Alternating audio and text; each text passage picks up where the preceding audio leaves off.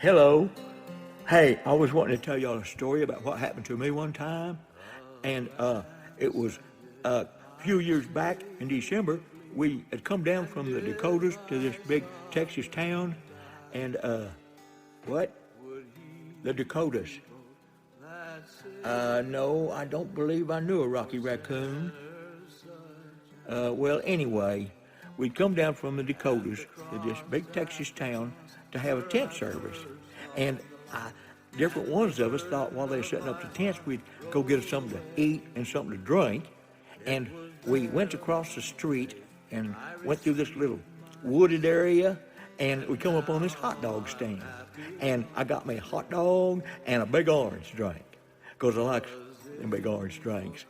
But before I could take nary a bite of that hot dog, there's this big group of people come sweeping through there and surrounded me, and I couldn't move, and I dropped my big orange drink.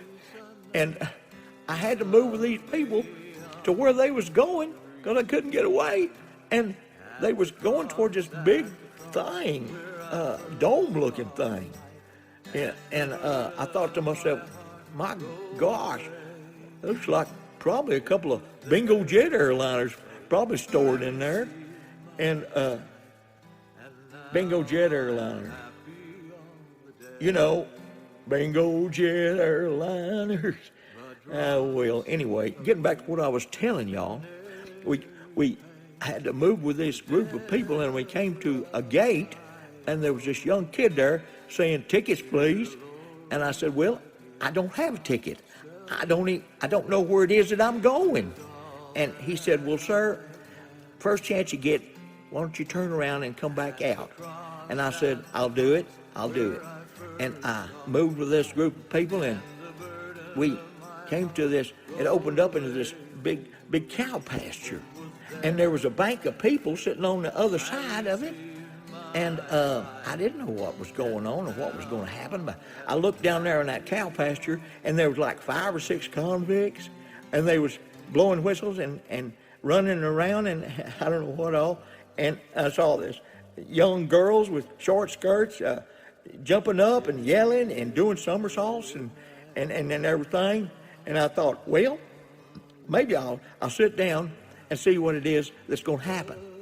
And in a minute, out of one end of a big old outhouse, a big bunch of boys came running into that cow pasture. And when they did, everybody on my side got up and yelled and screamed and hollered. And it kind of scared me a little bit.